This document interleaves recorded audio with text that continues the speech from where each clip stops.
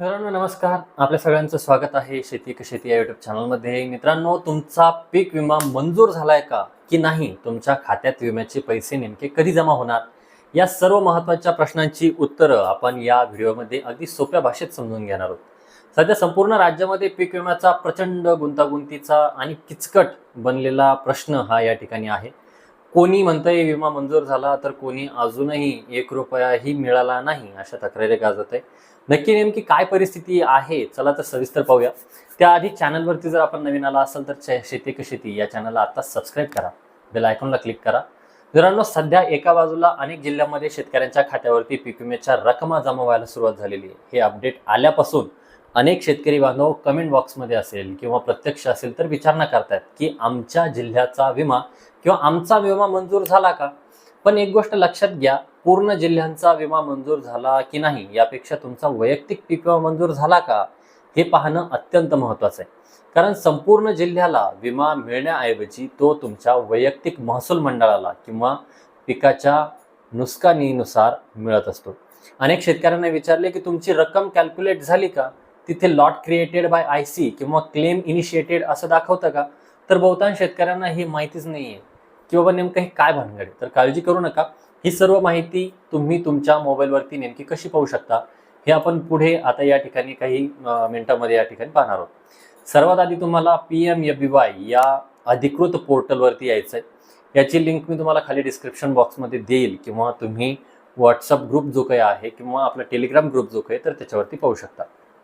पोर्टलवर आल्यानंतर फार्मर कॉर्नरला जाऊन आपल्याला लॉग इनवरती क्लिक करायचं आहे.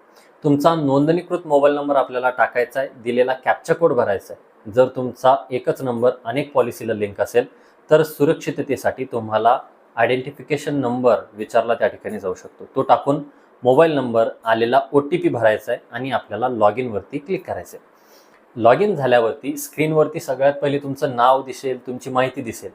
त्याखाली तुम्हाला हंगाम सीझन निवडायचा आहे. इथे वर्षामध्ये 2026 ऐवजी 2025 निवडा आणि खरीप हंगाम सिलेक्ट करायचा आहे. आता तुमच्या समोर पॉलिसीची यादी आपल्याला दिसेल. समजा एका शेतकऱ्याच्या 2 पॉलिसी आहेत तर त्याच्या खाली व्ह्यू नावाचा पर्याय दिसेल, त्यावरती क्लिक करा. टोटल क्लेम अमाऊंट म्हणजे तुमचा एकूण विमा मंजूर झालेला विमा, त्याच्यानंतर पेएबल क्लेम अमाऊंट म्हणजे सध्या तुमच्या बँक खात्यामध्ये किती रक्कम जमा होणार ती अमाऊंट, नंतर बॅलन्स क्लेम अमाऊंट. याचा अर्थ असा होतो की राज्य शासनाचा पूरक निधी किंवा अनुदान आल्यानंतर ही उर्वरित रक्कम तुम्हाला नंतर दिली जाणार आहे, ती रक्कम त्या ठिकाणी दाखवली जाते.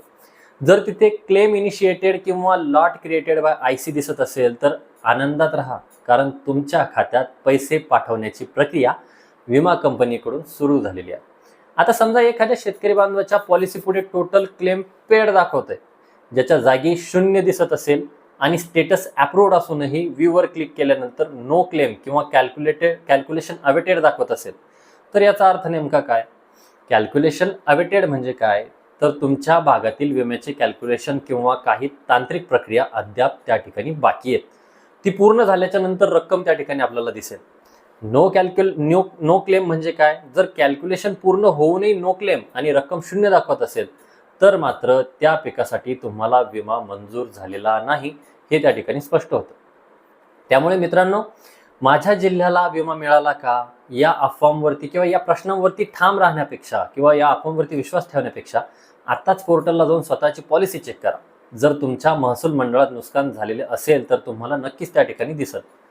तुमच्या स्टेटसमध्ये सध्या काय दाखवते हे आम्हाला खाली कमेंट करून सांगा. तुम्हाला ही पूर्ण प्रोसेस जी काय आहे तर मी व्हिडिओ तुम्हाला आय बटनमध्ये सुरुवातीपासून लावलेला आहे किंवा त्या ठिकाणी तुम्हाला दिसत असेल, त्यावरती क्लिक करा. स्टेटस कसा चेक करायचा ही संपूर्ण माहिती त्याच्यामध्ये आपल्याला दिलेली आहे. व्हिडिओ आवडला असेल तर व्हिडिओला लाईक करा, चॅनलला सबस्क्राईब करा, बेल आयकॉनला क्लिक करा, जेणेकरून अशाच पद्धतीचे नवनवीन व्हिडिओज आपल्यापर्यंत पोहोचत राहतील. त्या व्हिडिओमधील माहिती जर तुम्हाला कळाली नसेल तर आम्हाला कमेंट बॉक्समध्ये कळवा. लगेच आपण त्या पूर्ण प्रोसेस जी काही आहे स्टेटसची तर ती नवीन व्हिडिओमध्ये त्या ठिकाणी घेऊन येऊया. भेटूया नवीन माहितीसहित, नवीन व्हिडिओसहित. तोपर्यंत धन्यवाद मित्रांनो.